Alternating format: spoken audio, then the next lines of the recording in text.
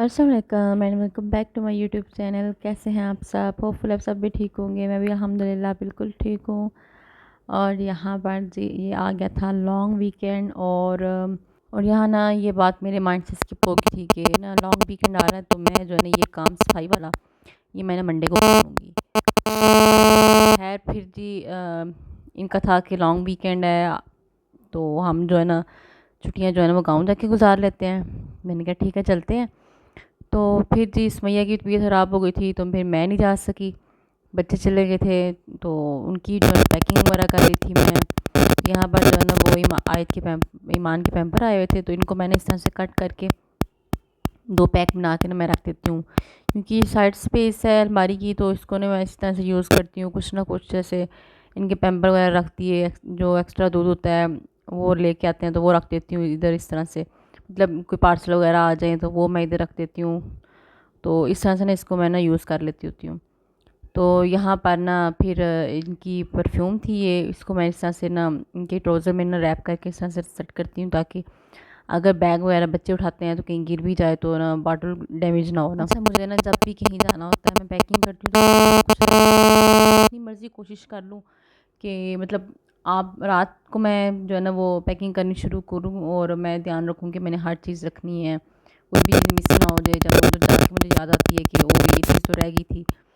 तो ये चीज़ ना मुझे बड़ी मतलब एम्बैरस करती है कि मैं जब कहूँ कि ये चीज़ तो रह गई है, मिस हो गई है, मैं लेके नहीं आई। बड़ा अजीब लगता है ना, तो मतलब फिर भी कुछ ना कुछ रह जाता है मेरा। तो किस किस के साथ ये सब कुछ होता है मुझे जो है ना वो बताइएगा ज़रूर। तो खैर यहाँ पर ना मैंने बैग पैक कर दिया था और उनके कपड़े वगैरह भी रख दिए थे प्रेस करके, जो हैंग करने थे, और साथ ही मैंने बच्चों के कपड़े भी प्रेस कर दिए थे। तो यहाँ पर मैंने इनके कपड़े वगैरह रखे और जैसे मैंने अब्दुल्ला को कहा कि आके ना चेंज कर लें आप, तो उन जनाब के नखरे नहीं थे और ये पूरे, तो कहता है कि मैंने ये वाले नहीं पहने। खैर मेरी बेटियाँ मेरी बात मान जाती हैं, उनको मैं जैसे कहूँ मतलब थोड़ा बहुत करती हैं कि मम्मा हमने जो है ना ये वाले कपड़े पहने हैं। कभी कभी मैं उनकी मान लेती हूँ, कभी कभी वो भी मेरी मान लेती हैं। तो अलबत्ता जो है ना बेटा वो माशाल्लाह इतना नहरेलू है, तो मुझे होता है कि पता नहीं इसका क्या बनेगा जैसे जैसे ये बड़ा हो रहा है। तो खैर जी यहाँ पर उसने कहा कि मैंने तो वो वाले कपड़े नहीं पहनने, मैंने तो कुछ और पहनना है। तो मैंने कहा चलो आओ मेरे साथ, तो आप डिसाइड कर लो कि कौन से वाले पहनने हैं। तो उसने फिर ये वाले डिसाइड किए कि मैंने तो ये वाले पहनने हैं। मैंने कहा अच्छा मैं इसको ना, पहले मैंने इसको कहा कि मैंने वो वाले प्रेस कर दिए हैं तो आप वो वाले पहन लो। तो कहता है कोई बात नहीं, इट्स ओके, आप उनको तय करके आप उनको बैग में रख दो और जो है ना मैंने यही वाले पहनने हैं। मैंने कहा जी ठीक है। फिर मैंने इनको प्रेस करके दिया। तो मतलब मुझे हैरानी होती है कि अभी इनकी एज क्या है इसकी, तो ये इतनी नखरे करता है इस चीज़ पे कि मैंने ये वाले नहीं पहनने, मैंने ये वाले पहनने, और मतलब हेयर स्टाइल बनाता रहता है। हालांकि ये काम ना लड़कियां करती हैं माशाल्लाह, मतलब बेटियां भी करती हैं इस तरह से, मगर इतना नहीं करती। वो मान जाती हैं, मैं उनको थोड़ा सा डांट के कहूँ कि नहीं यही पहनने हैं। तो जब हम लोग थे ना, मैं इवन के मेरी जब शादी हुई थी तो मैं शादी होने तक अपनी अम्मी की मर्ज़ी के कपड़े पहनती थी। जैसे मतलब कि चावल लेना है तो अम्मी से कहना अम्मी आप बताएं मैं कौन से कपड़े पहनूं। मुझे हैरानगी होती है कि हमने तो अभी तक अम्मी की मतलब मर्ज़ी की चीज़ें पहनी हैं।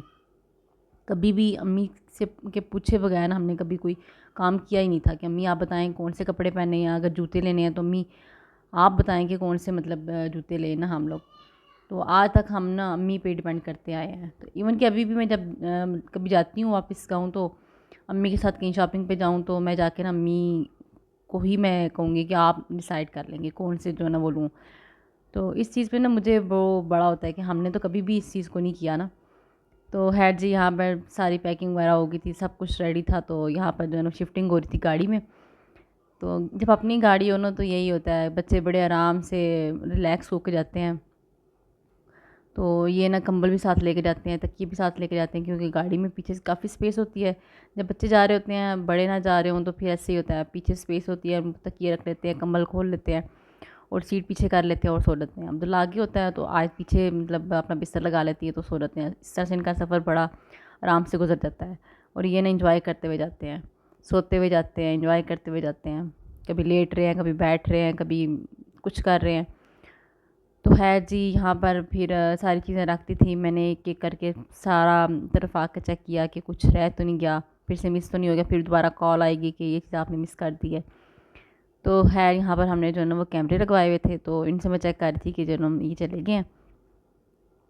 तो उनको अल्लाह हाफ़िज़ करने के बाद यहाँ पर जो है ना मैंने आके जो मैंने कल रात को मैं ग्रॉसरी करने चली गई थी थोड़ी सी। मैंने हस्बैंड को कहा कि मुझे ना थोड़ी सी ग्रॉसरी करवा दें, क्योंकि इससे पहले मैंने जो है ना रमज़ान से भी पहले मैंने ना ग्रॉसरी की थी। रमज़ान में ज़्यादातर मतलब हर ऐसी चीज़ का होता है कि पकोड़े वगैरह या फ्रूट वगैरह इस तरह की चीज़ों पर ज़्यादा खर्चा होता है, बाकी इतनी दालें या कुछ भी ना इस तरह से खर्चा नहीं होता, या फिर ऑयल वगैरह का खर्चा होता है। तो वो फिर रमज़ान के बाद हम लोग ईद पे गाँव चले गए, फिर मैं 2 वीक बाद वापस आई हूँ। तो आके भी कुछ चीज़ें अभी थी पड़ी हुई, तो मैंने ना वो यूज़ कर ली थी। तो अभी सब कुछ ख़त्म हुआ था, मैंने कहा मुझे ना थोड़ी सी ज़रूरत की चीज़ें चाहिए, तो आप मुझे ले जाएँ, तो मैं वो ज़रूरत की चीज़ें ले आती हूँ। तो बाकी बाद में देखी जाएगी, अगर ज़रूरत पड़ी तो फिर जाके ना ले आएँगे। इतनी महंगाई हो गई थी, मैं मतलब हैरान हो रही थी कि मैंने गिनी-चुनी चीज़ें ली हैं, मतलब बहुत ज़रूरी थी, मैंने वो उठाई हैं चीज़ें। तो उन पे भी तकरीबन 21,000 लग गया था, और मुझे उतना हो रहा था कि मैं बार-बार लिस्ट देख रही थी कि मैंने क्या है इतना इतना मतलब महंगा ले लिया, एक्स्ट्रा ले लिया है, कहीं कीमत डबल तो नहीं होगी। मतलब आप जब 2 महीने बाद आप शॉपिंग पे जाएँ ना, तो इतना डिफ़रेंस आ जाता है, हैरान हो रही थी मैं ना इस चीज़ पे। तो ख़ैर जी, यहाँ पे मैंने कुछ टिश्यू पेपर लिए और कुछ दालें वगैरह लीं, लिक्विड लिया बर्तनों वाला, इस तरह की सारी चीज़ें ना जो मेन चीज़ें थी। बच्चों के नूडल्स ले लिए थे, तो इस तरह की मैंने चीज़ें ली। तो फिर ना मैंने आके इन सब चीज़ों को ना अपनी अपनी जगह पे सेट करना शुरू कर दिया, और ये काम मैं तभी करती हूँ जब या तो बच्चे सो रहे होते हैं तब करती हूँ, या फिर जब बच्चे स्कूल चले जाते हैं। तो रात को मैं लेके आई, मुझे था कि उन्होंने सुबह गाँव चले जाना है, तो मैं सुबह उनके जाने के बाद मैं सारी ग्रॉसरीज़ खोलूँगी, खोल के अपनी अपनी जगह पे सेट करूँगी। तो मेरे पास तो सिर्फ ईमान थी, बाकी सब चले गए हुए थे, और सुमैया थी ना, तो ये इतना नहीं करती जितना मतलब वो 2 करते हैं, बहुत ज़्यादा वो करते हैं ना। एक-एक चीज़ को उठाएँगे, पूछेंगे मम्मा ये क्या है? इसको हम कैसे करते हैं? ये मैं ले लूँ या इस तरह से ना, तो वो बहुत ज़्यादा इस चीज़ पे कर रहे होते हैं। तो ख़ैर यहाँ पे मैंने बड़े आराम से मसाले या दालें जो भी थी, मैंने उनको उनके बॉक्सेस में डाले, हर चीज़ को अपनी जगह पे सेट किया।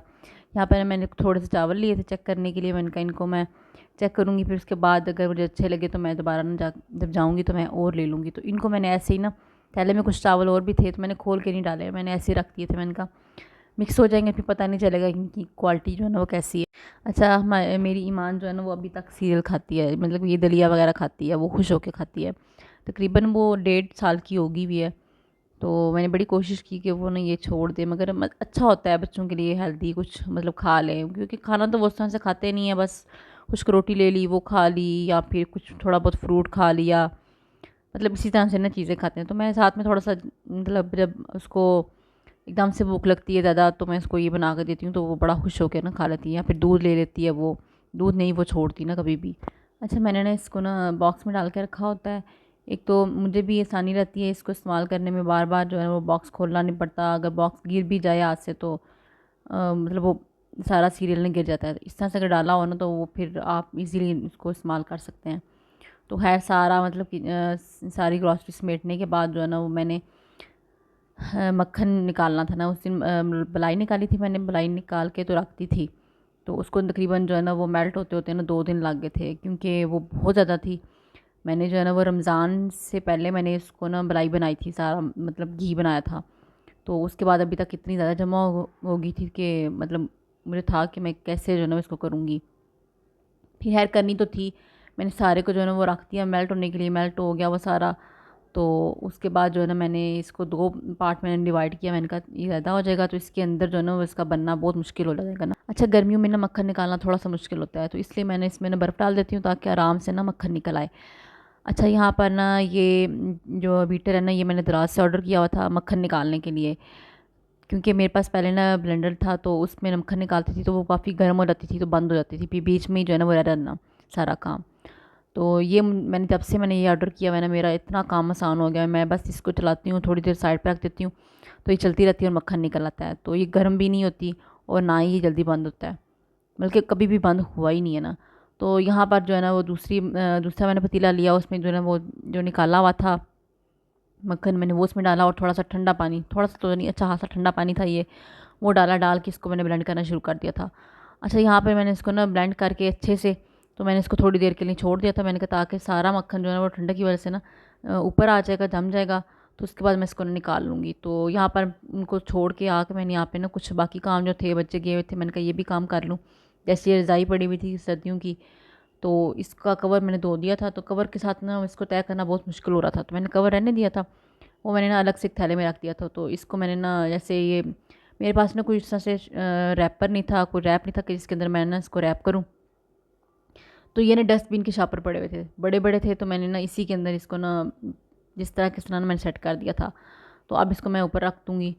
तो यहाँ पर ना एक मेरे पास कपड़ों के लिए थैला पड़ा हुआ था, उसके अंदर ही मैंने सारे जो एक्स्ट्रा बिस्तर होते हैं, जैसे चादरों के 2-2 पेयर होते हैं, एसी कंबल होते हैं, वो सारे मैंने ना ऐसे अलमारी में रखे हुए थे। वो मैंने निकाल के इस तरह से बैग में रख के ना, तो फिर मैंने इसको अलमारी में रख दिया, ताकि ना एक तो बुरा भी नहीं लगेगा इस तरह से ना, और दूसरा ये कि ना चीज़ें समेटी पड़ी होंगी, पता होगा क्या इसके अंदर सारी चीज़ें पड़ी हुई हैं। तो मैंने निकालनी, आराम से निकाला, और जो चाहिए होगा वो निकाल के तो इस्तेमाल कर लेना। तो है जी, यहाँ पर ना रात को हमारे साथ एक हाथ हो गया, लाइट चली गई सबकी, क्योंकि मौसम काफ़ी ख़राब हो गया हुआ था ना, तो लाइट चली जाती है। तो खैर सबकी तो लाइट आ गई थी, हमारी नहीं थी आई, क्योंकि हमारा सोलर लगा हुआ था और सिस्टम कुछ चेंज किया हुआ था, जिसकी वजह से ना हमारी लाइट नहीं आई, पूरी रात नहीं आई लाइट। तो सुबह जब मतलब सूरज की रोशनी पड़ी, तो फिर उसके बाद ना सोलर चल गया और लाइट आ गई ना। तो इस टाइम में ना मक्खन जो है ना वो बाहर पड़ा हुआ था, तो मुझे डर था कि मक्खन ख़राब हो जाएगा। फिर है मैंने इसको उठा कर फ्रिज में रख दिया, और रात तक जो है ना वो इस तरह से जम गया था। तो फिर मैंने सुबह उठ के ना मक्खन निकाले। यहाँ पर ना मैंने थोड़ा सा तजर्बा किया, मैंने कहा ऐसे निकालना बहुत मुश्किल होगा, ठंडा भी काफ़ी ज़्यादा है। तो एक कपड़े के अंदर डाल के ना उस तरह से निकालती हूँ, पर वो ना थोड़ा सा मतलब काफ़ी ज़्यादा बर्तन उससे बाहर रहे थे, तो मैंने खैर छोड़ दिया उसको। मैंने कहा नहीं, ये तजर्बा जो है ना वो कामयाब नहीं हुआ ना। ये ना जैसे लस्सी वगैरह पड़ी हो, तो फिर एंड पे जो है ना वो जो एंड वाला काम होता है ना, वो उस पर अच्छा रह सकता है। तो है जी, यहाँ पर सारा मक्खन निकल आया था। कुछ मक्खन मैंने निकाल के रख लिया था खाने के लिए, और ब्रेड के वगैरह के ऊपर लगाने के लिए। कुछ अपने लिए रखा, कुछ ऊपर हस्बैंड की फर्स्ट वाइफ के लिए भी रख दिया। उन्होंने कहा कि जो है ना हम लोग ब्रेड वगैरह खाते हैं, तो सुबह नाश्ते में तो उसके लिए ना मक्खन चाहिए घर का। तो मैंने कहा जी ठीक है, ये जो है ना अपने लिए भी रख लिया था, उनके लिए भी रखा था, और कुछ मैंने रोटी के ऊपर लगा के खाने के लिए भी रखा था। मुझे बहुत पसंद है ना रोटी के ऊपर लगा के खाना। तो है इस टाइम पे ना मैंने आके ना सारा मक्खन जो है ना वो मेल्ट कर लिया था। अच्छा, इस टाइम पे ना जब मक्खन सारा मेल्ट हो जाएगा, तो आप चाहें तो उसको फ्रिज में रख सकते हैं, ताकि जो मक्खन जो घी है ना वो सारा मतलब जम जाएगा और लस्सी नीचे रह जाएगी। तो आप इसमें 2-3 होल करके तो सारी लस्सी जो है ना वो निकाल के आराम से जो है ना वो घी बना सकते हैं। फिर थोड़ी देर लगती है। तो खैर मेरा मतलब पहले काफ़ी देर हो चुकी थी, तो मुझे था कि बच्चों के आने से पहले पहले ना घी बन जाए, तो बहुत मुश्किल हो जाती है उस वक्त ना। तो खैर यहाँ पर ना मैंने घी में ना थोड़ा सा आटा डाल दिया था। इससे ये होता है कि आप घी को जितनी टाइम मर्ज़ी लंबे अरसे के लिए ना आप सेव कर सकते हैं। चाहे आप साल 2 साल 3 साल के लिए आप घी रखते हैं, घी ख़राब कभी भी नहीं होगा आपका ना। तो यहाँ पर जो है ना मेरा घी भी तकरीबन बन चुका था। साथ साथ मैं हिला रही थी, इसको चेक कर रही थी कि जो है ना नीचे ना लगे। और तब तक ना आप मेरी वीडियो को लाइक करें, मेरे चैनल को सब्सक्राइब भी कर दिया करें, ताकि आपको मैं जो है ना वो नई नई मेरी वीडियोस जो मिलती रहे। तो यहाँ पर जी मैंने जो घी में आटा डाला हुआ था, उससे जो है मैंने आपको बताया था कि ये जो है ना काफ़ी लंबे अरसे तक निकल जाता है। जैसे हम लोग रमज़ान के लिए घी को जो है ना वो सेव कर लेते हैं, क्योंकि उस टाइम पे घी मिलना बहुत मुश्किल होता है ना। तो मैं तो अक्सर ऐसे करती हूँ कि जब रमज़ान के लिए घी रखना होता है ना, तो गर्मियों में काफ़ी ज़्यादा घी बनता रहता है और इस्तेमाल भी कम होता है। तो इसके लिए ना मैं इस तरह से करती हूँ, आटा डाल देती हूँ, ताकि काफ़ी टाइम के लिए जो है ना वो घी जो है ना सेफ़ रहे, से इसको फंगस वगैरह नहीं लगती। तो खैर जी, यहाँ पर जब घी बन गया था मेरा, तो उसको मैंने कुछ टाइम के लिए छोड़ दिया था, ताकि वो थोड़ा सा नॉर्मल टेम्परेचर पे आ जाए। फिर उसको मैंने जो है ना स्टेन करके, तो जिस बाल्टी में मैं हम लोग घी इस्तेमाल कर रहे होते थे, उसमें मैंने उसको डाल लूँ। तो खैर यहाँ पर जो है ना वो काफ़ी हद तक जो है ना घी नॉर्मल हो गया हुआ था, मगर पतीला उठाना थोड़ा सा ना मुश्किल हो रहा था। एक तो भारी भी था और थोड़ा थोड़ा गर्म था। तो मैंने ग्लव का इस्तेमाल किया करके, तो मैंने इसको जो है ना स्ट्रेनर लेके, तो मैंने उसमें डाल के ना उसको सारा अच्छे से जो है ना वो निकाल लिया था, क्योंकि घी मेरा काफ़ी ज़्यादा बन गया हुआ था। तकरीबन ये ना 2 किलो से ऊपर था, 2-2.5 किलो था घी। मतलब इतनी मलाई मेरी जमा होगी हुई थी रमज़ान से लेके अब तक, तकरीबन 2 माह की ये थी। तो इसमें से मतलब अगर 3 किलो भी घी है ना, ये तो मेरे लिए बहुत ज़्यादा था ये, माशाल्लाह से। अभी मैंने मक्खन कुछ निकाला भी था ब्रेड वगैरह के ऊपर लगाने के लिए, तो देख लें कितना घी बन गया मेरा माशाल्लाह। तो अब इसको मैं अगर चाहूँ तो मैं काफ़ी टाइम के लिए इसको स्टोर भी कर सकती हूँ, क्योंकि हमारे बच्चे खाते भी हैं काफ़ी, पराठों में लगा के खाते हैं और चूरी वगैरह बना के खाते रहते हैं, तो इसलिए मुझे ना ज़रूरत होती है इसकी ना। तो खैर यहाँ पर मैंने सारा घी जो है ना वो निकाल लिया था, और ये जो बच गया है, मतलब ये जो उसके ऊपर बना हुआ है ना लस्सी वगैरह, इसमें से भी अभी घी निकल रहा था। तो मैंने जो ना वो इस बाल्टी के अंदर नहीं जाने दिया, मैंने इसको ना अलग से एक बाउल लेके उसके अंदर रख के स्ट्रेनर, तो उसके ऊपर सारी लस्सी निकाल दी थी, ताकि जो ना जो भी घी निकलना है, कुछ भी निकलना है ना, तो वो इस बाउल के अंदर निकल जाए। और इसको मैं जो है ना, या तो जैसे हलवा वगैरह बनाते हैं उसके अंदर इस्तेमाल कर लेते होते हैं, या फिर जैसे पराठा बनाएंगे तो पराठे के अंदर जो घी लगाते हैं ना, उसके अंदर मैं इसको इस्तेमाल कर लेती हूँ। तो ये किसी भी तरीके से ना ये वेस्ट नहीं होता ना। ये थी मेरी आज की वीडियो, उम्मीद करती हूँ आपको पसंद आई होगी। अल्लाह हाफिज़।